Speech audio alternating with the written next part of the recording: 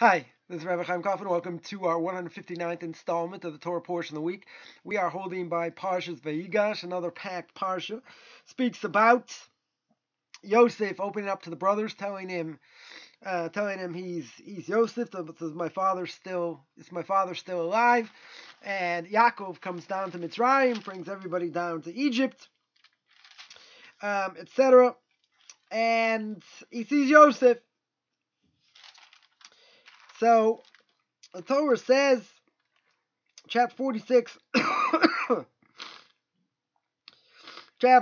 verse 28, says he sent Yehuda ahead of him to Yosef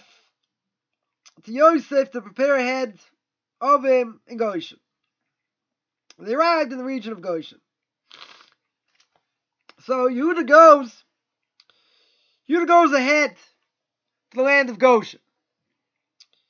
And good question what he's doing there, right? But he is sent there ahead of time. So Rashi explains why is he sent there? To fix up and set up a yeshiva. Right? Set up a yeshiva.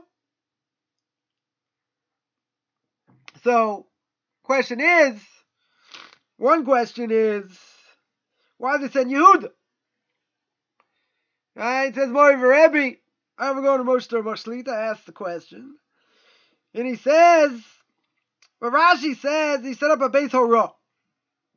Right? In other words, they set up learning. So there should be poskim. There should be rabbinical authorities who can poskim, who can give over Jewish law. You tell me they weren't Jewish yet, or whatever the case is, or they kept the Torah before it was given, whatever that means. Right? Nonetheless,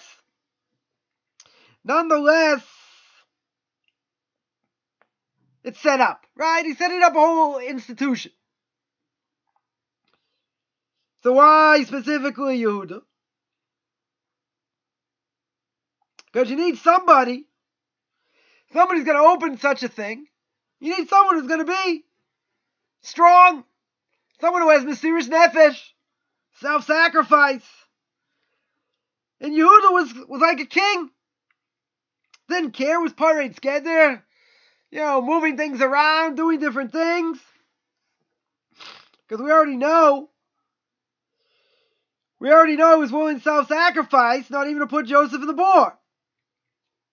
Right, to sell him. He didn't want to put him in the pit. Right, his idea was to sell him. He also showed self-sacrifice and spoke very harshly to Yosef about Binyamin and about the tsar and about the pain of bringing down Binyamin. So he was the Arev. He was considered the one who was responsible for him. The Medrash also says Paro sent wagons, his own wagons. Now, on the wagons themselves, another example of Yehuda's Mesiras Nefesh, of his self-sacrifice. He sent wagons, the Medrash says, with the name of idolatry on it.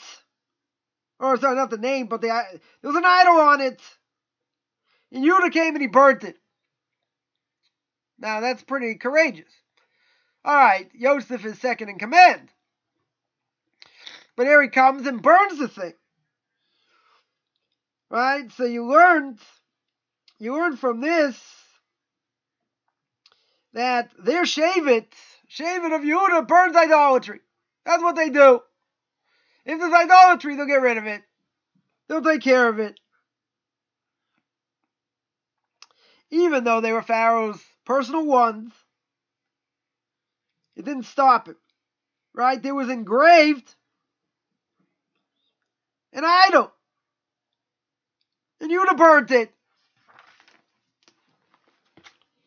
Right? He could have said he didn't know. It's careless. It was oiness. In order not to get the Egyptians mad. Nonetheless, he did it with Mesiras Nefesh. Right? So he's the one chosen. Now, there's another idea, which now we're going to flush out more. And that is, when he set up an institution, he set up an institution for Paiskim. Right? In order that there should be rabbinic authorities in Goshen. So before they lived there, he's going to build them. Before the Jews settled anywhere in the world, they made sure it got out the place. And they had to build it up before people came. Because if people come and there's no infrastructure, there are no yeshivas, no girls' schools, what's going to be? How can you go live there? I mentioned earlier, Q&A, this idea that the only place, or one of the only places this didn't happen, and we saw what the result was America. Jews came there. It was a wasteland. There weren't so many Rabbanim there. Till people fled. Right? People had to flee the war. So Aaron Kotler, Zecher Tzadik Livracha, set up famous Yeshivah in Lakewood. And he put this idea in people's heads about sitting and learning.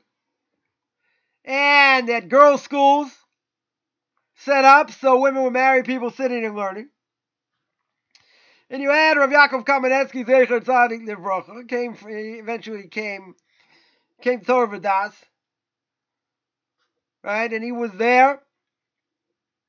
He was there when he came from Toronto. You had Rav Ruderman, Zecher Tzadik Livracha. He was in Baltimore, right? Head of Ner Yisrael Talmudical Academy, or known as Ner Yisrael.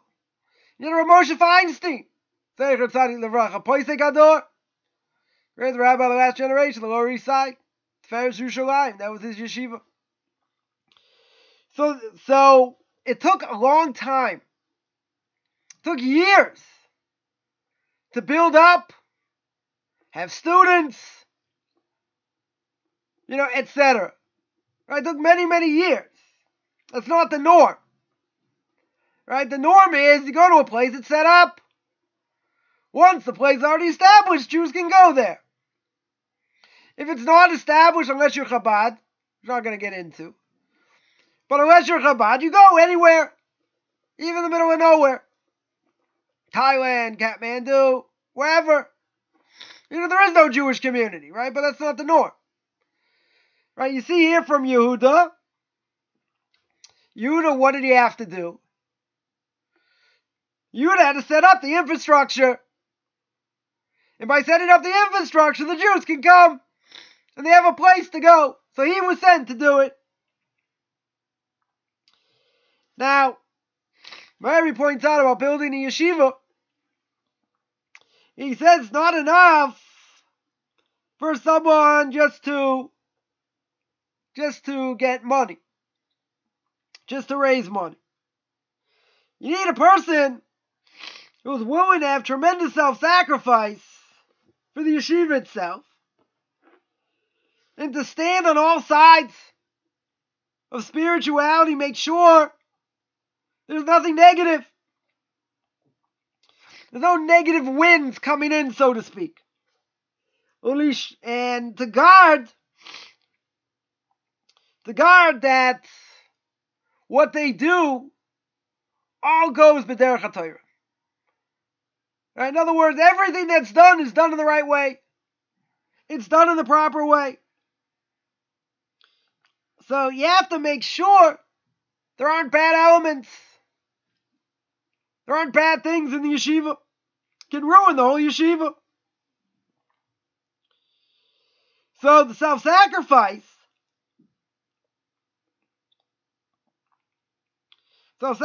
itself can only be someone who's willing to uphold these standards. Someone who's willing to run it in that way. No compromise. That's what it means. Absolutely no compromise. So Yaakov chose Yehuda. He chose Yehuda to be in charge. Right? To be in charge of that yeshiva. because he understood self-sacrifice. Right? There were a number of things we mentioned.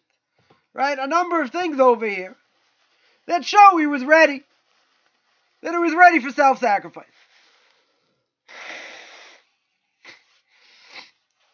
Says my Rebbe further. He says, one of the Gedolei Hador, one of the greatest rabbis of the generation, previous generation, who was at that time a student in the Yeshivah of Bekrinik. Krinik was in Lita, right? Yeshiva in Lita, and Lithuania. And who was in charge? The one in charge was Rabbi Zalman Sender. Zecher Tzadik Livracha. He was the father, famous work, the Devar Avraham. Right? The son wrote this book, the Devar Avraham, very big Talmud Chacham. And this was his father. There's one student. There was a tremendous lamdin. And I don't explain what a lamdin is. A lamdin, someone learns hard. Right? Very, very bright. Knows how to differentiate, make svaras.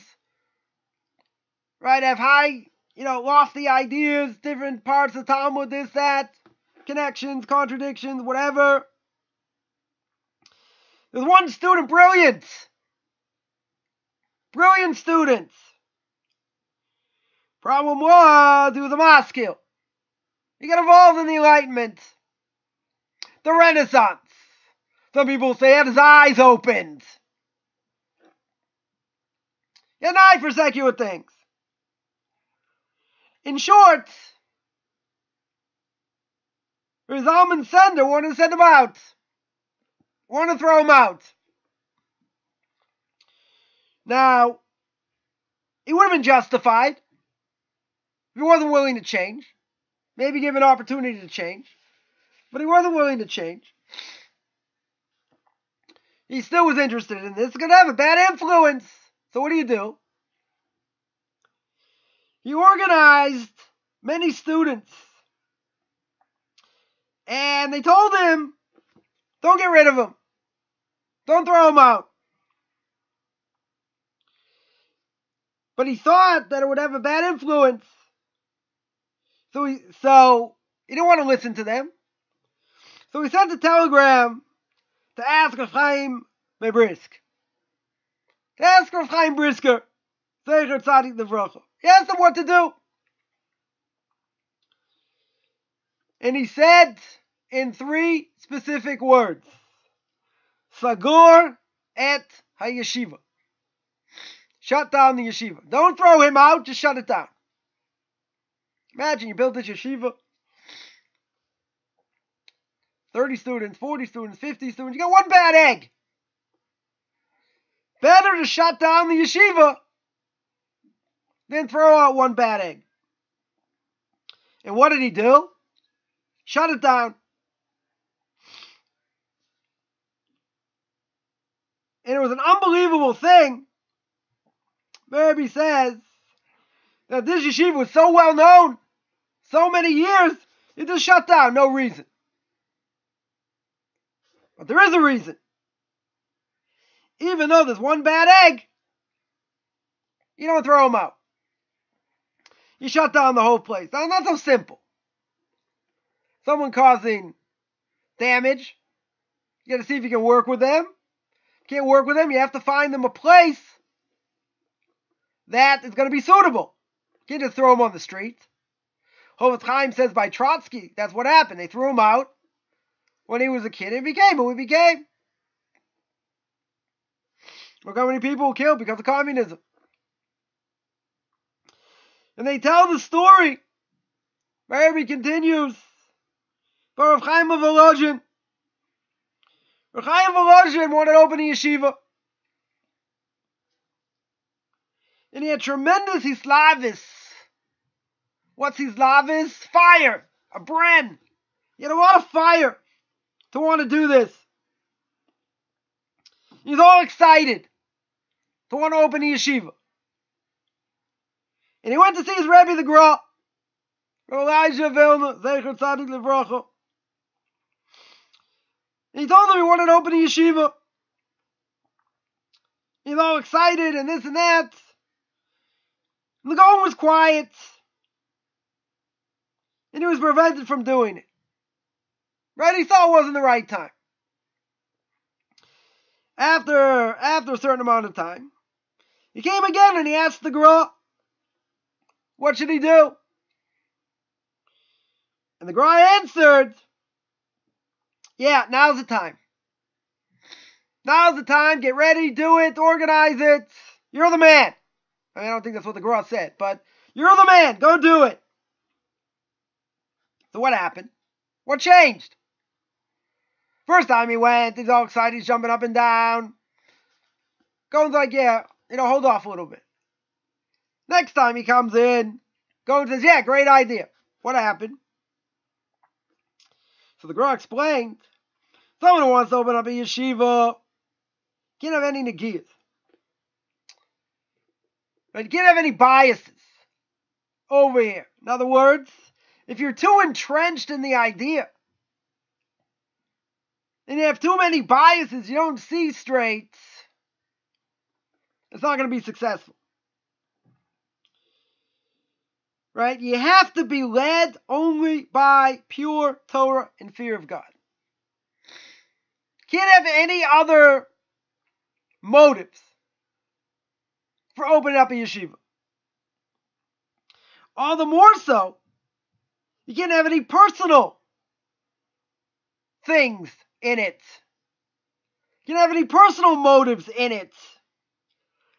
Right? First of all, you got to have proper Yiras Shamayim. You got to want to do it for the sake of heaven.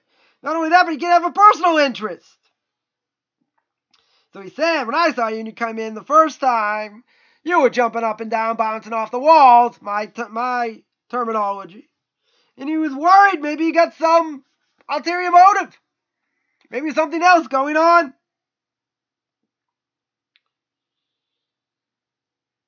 So, if he's got some other ulterior motive, and he's got so much invested in it, he'll never close it. And that'll ruin the yeshiva, potentially. Right? He won't be able to do it. But now that he spoke in a calmer manner, and he spoke, I guess we'll say in a normal way, not jumping up and down, not so excited. So he understood. He understood that if he had to close the yeshiva, he would. And as it's known, the Netziv Zecher Tzadik Livracha of Naftali Tzvi Berliner, great Rosh Yeshiva of Volozhin, closed the yeshiva. Why? Because the non-Jews wanted to teach Russian. Non-Jewish governments wanted secular studies. Now, if you think about it, certainly a lot of yeshivas in America today, they have secular studies. A lot of it's a joke, but, for the sake of the government, you have to have secular studies. I mean, it should be taken seriously, the whole story. I was involved in it a little bit, when I was in the States. It's the whole story. Right, but this, they didn't want to uproot. This is just part of the curriculum. So you have to do something, okay? So in the States, they have secular studies, most places. But this is going to ruin the yeshiva. Now look how much he invested in it. Volozhin was the yeshiva of all yeshivas. It's a derech halimud. It's the way we learn today. No question about it. It's that legacy. Comes along the Netziv, and the Netziv says, you want to shut it down? Sorry, you want to bring in secular studies? Not my book. Again, my language. Not my book. So what happened? Shut it down.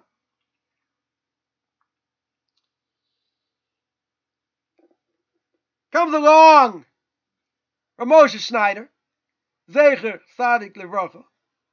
May his name be blessed, my Rebbe's Rebbe, in London.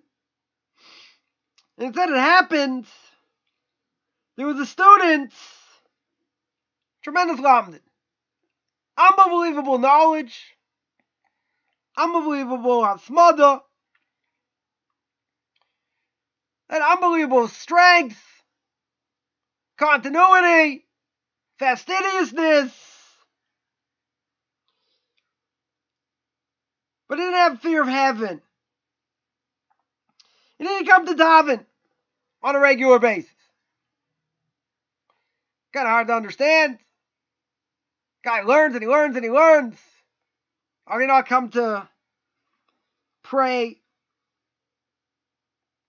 It would have been hard to understand. So somebody like that, as great as he was in learning, Moshe Schneider did not mince words. Moshe Schneider called him a student. Called him a, well, what does student sound like? Student. Not a yeshiva bacher. Not a yeshiva student. A student. And he explained, and he said many times, Rabbi Schneider, I want bacharei yeshiva. I want guys going to sit and learn. Sit and steig. With the bread, with the fire. I don't want people coming to study mathematics. Mental gymnastics. Not interested in that. And you say, so my Rebbe says, once I remember,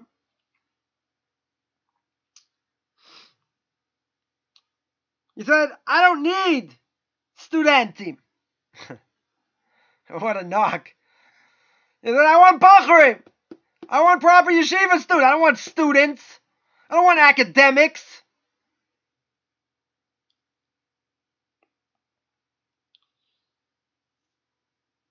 Now, what he's saying over here, you're not taking away, he's taking away what he learns. Right? He's saying, how can he learn and not pray on a regular basis? Because Moshe Schneider said a number of times, that my Rebbe's brought down, that the whole atzlacha, the whole key to learning, is that you prayed on time. That you came to prayer on time, even ahead of time. That's the whole key. The heartfelt prayer to God. You don't have that, what's your learning worth? You need both. Can't just lie, I feel like coming, I don't feel like coming. Okay, unless you're sick or something. But how can you just come, not come, not come, come? Rabbi Schneider said, I don't need these people. I don't need students. Right? I write books. I don't need your book.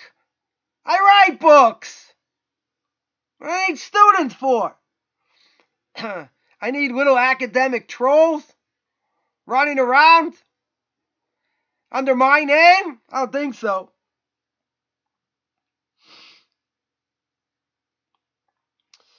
So Schneider said, if that's the case, if that's the case, and all I have, or I have a lot of people that are students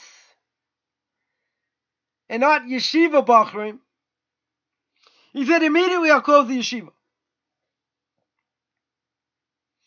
Rebbe says, Baruch Hashem never happened. He said the bachrim were very strong, spirit of Torah was very strong, Yirah Shamayim, fear of heaven, was very strong. Great, never closed. But there's something sometimes that happens. And seemingly Rav Schneider spoke about this a lot. My Rebbe speaks about it a lot also. That you come to learn, learning's everything. And nothing more important than learning. It's not about academics. It's not about intellectual stimulation. Rav David Karliner, I think that's the story with him. Rav David Karliner, when he would learn, he'd have on his stender, on his learning lectern, the verse, Shvisi Hashem Unegdi Tamid. I always have God in front of me at all times. I asked him, Rebbe, well, what is this? What, do you think you don't have God in front of your eyes at all times? He said, I love learning Torah so much, and I'm into learning Torah so much, I never, ever, ever want to forget it's God's Torah. I never, ever want to forget where it comes from. So therefore, I have this in front of me never to forget. It was another great rabbi, I forget who it was, that when he would learn, he'd say, Amar Abaye, Amar Laheliga Abaye. Yeah, so Amar Abaye means said Abaye. Right, but Amar Heliga Abaye. The great, the Helig. Because they're not just people. Who's the rabbis this, the rabbis that?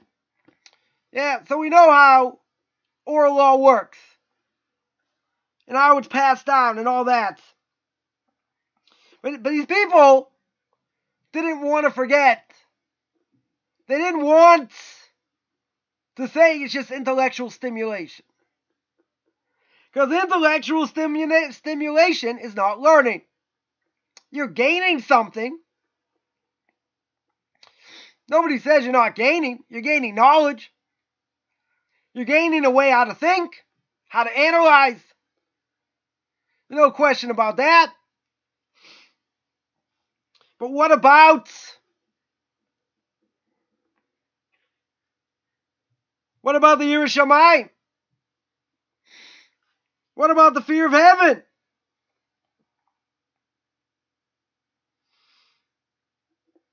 Right? You got to learn with a fire. It can't be just something, wow, it's interesting. I get a lot out of it. But it doesn't affect my life, God forbid. That's not Torah. That's called being a former student. I remember I asked my Rebbe once, if somebody learns Torah like a former student. Now we say if a person learns Torah even Shalom Lishma, then even if he learns not for the sake of heaven, it's okay, because it's going to teach him. It's going to teach him to learn for the sake of heaven. Why? Because the Torah has a power. The Torah in general has a power.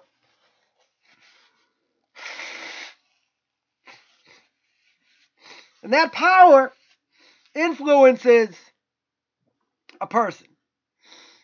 Now that being the case, so what if he learns like a student? It's going to overcome him in another way. It's going to have a positive influence. If it has a positive influence, what are we worried about? What's the big deal? Eventually, they'll overcome it. Not enough.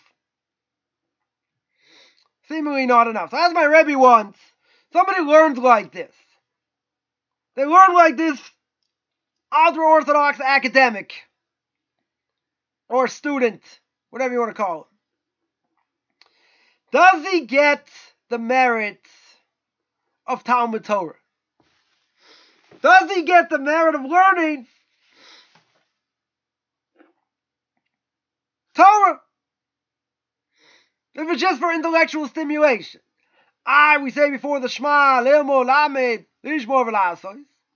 Lilmod, you learn, Lamed, to teach, Lishmor, to guard, Lasos, to do.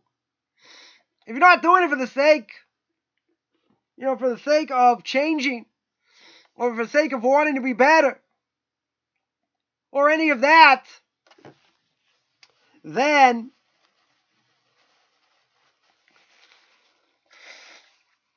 you fall underneath this category.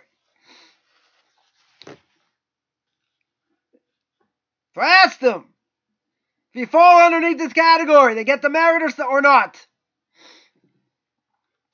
So you hemmed and you hawed and you hemmed and you hawed. Finally, I don't recommend anyone to do this. My tape recorder at the time, all of a shalom, right, gone to its eternal rest. Right, tape recorder's go, and he didn't answer. And when I used to learn with him Sefer Mitzvahs of the Rambam once a week for about 3 months. Anyway, he's hemming and hawing. So I banged on the table. Papers go flying. The tape recorder goes flying. One of the sons comes running in. He's like, Dad, everything all right? Tati, everything okay? He's like, yeah, I'll be all right. And so his son left, looked at me, I looked at him. The Rav looked at me. I said, you want to answer? I said, what's the answer? So he looked at me, goes, fine. They get something, but it's not called Talmud Torah. I said, that's all you had to say. I wasn't asking for the moon. I wanted an answer. Right? But he didn't want to answer. So what he's saying is somebody learns like that, even though you tell me that if you do it for the sake of heaven, it'll lead you to the sake of heaven.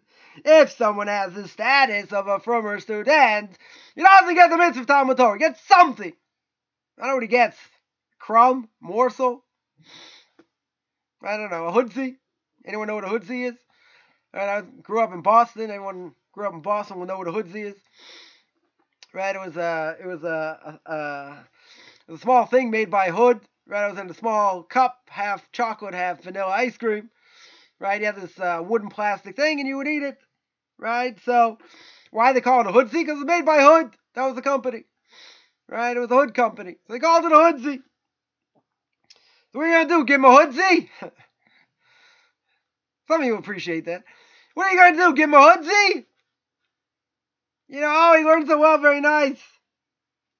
Like, what does he get? Doesn't get very, according to him, he doesn't get very much. Others may disagree. You know, others may say no.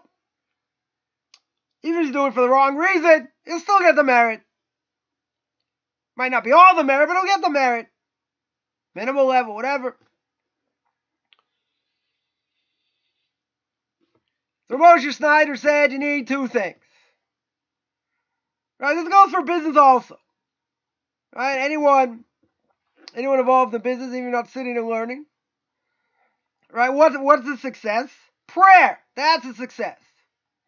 Thought about how much I sold, what I thought, change this, do that, different idea, blah, blah, blah. It's either God blesses it or he doesn't. So the first thing is, make sure you pray properly.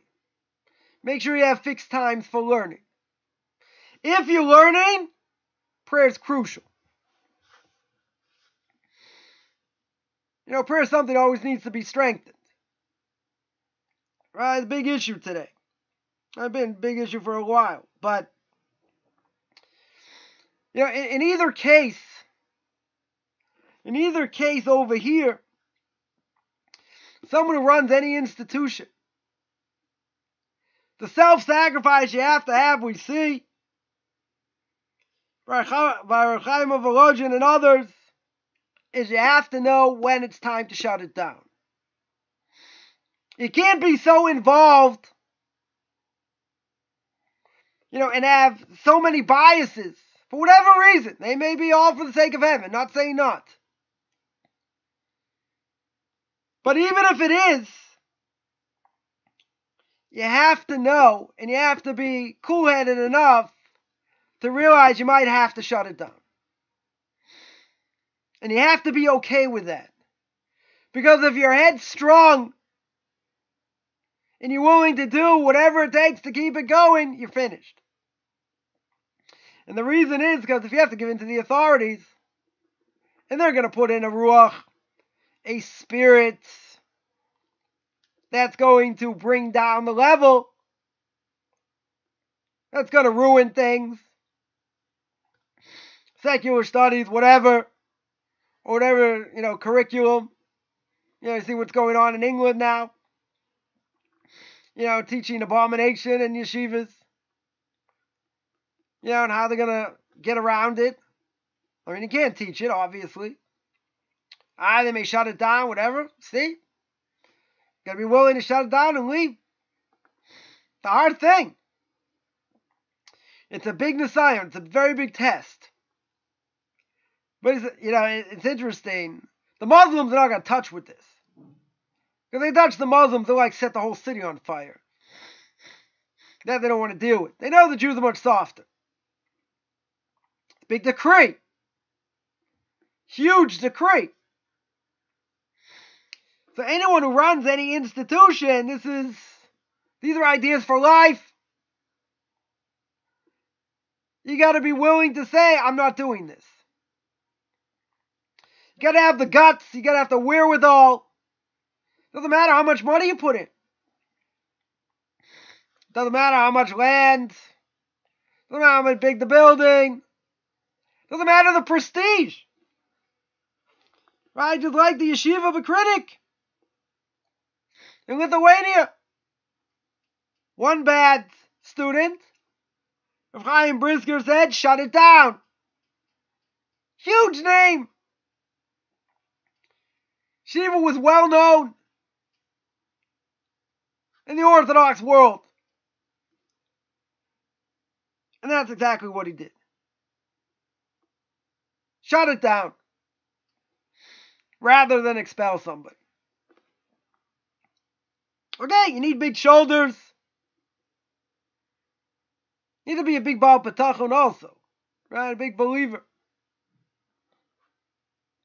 Not meant to be. Okay. You gave years. Hundreds of hours. Thousands of hours. Built up students. They built you up. Tremendous. And now you got to leave it. Because if you expel one student, it's not worth it.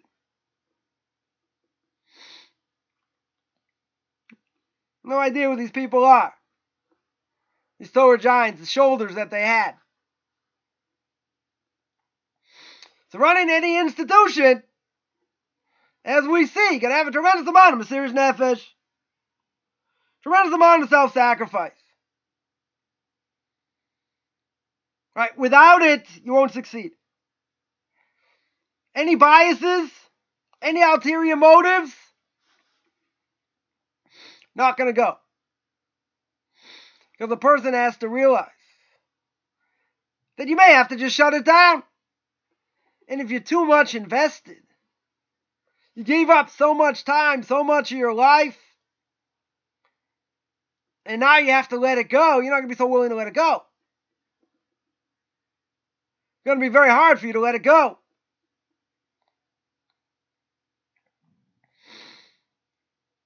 So that's why when the Gaon saw Rav Chaim of Volozhin, Torah giant in his own jumping up and down, so excited, he waited for him to calm down. When he saw that he was calm, then he understood it's a good thing. And that's where we have to be. That our feet have to be grounded.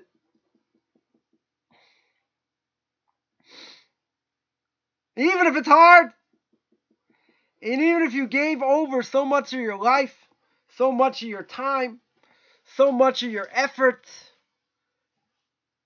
and now look what it's become. In the end, that's also part of self-sacrifice. Because you realize what's more important. And you're willing, if you have to, you'll shut it down more than you're going to put in bad things to it. So I want to remind everyone I have a question and answer session every Tuesday, Thursday, 10 o'clock in the morning, New York Times, on Facebook and Zoom. I also have a class on Duties of the Heart every Tuesday, 9 o'clock New York time. And I have a class, Book of Leviticus, starting back up since after Hanukkah now. Sunday, 9 o'clock New York time. That's also live on Facebook and Zoom. And I have 2 conversion classes twice a week, one on Sunday, one on Thursday. So anyone has any questions, you can find me on Facebook, Beyond Orthodox Conversion in Judaism. You can send me an email, rabbichaimcoffman@gmail.com, RABBICHAIMCOFFMAN @gmail.com. Wish everyone a great Shabbos.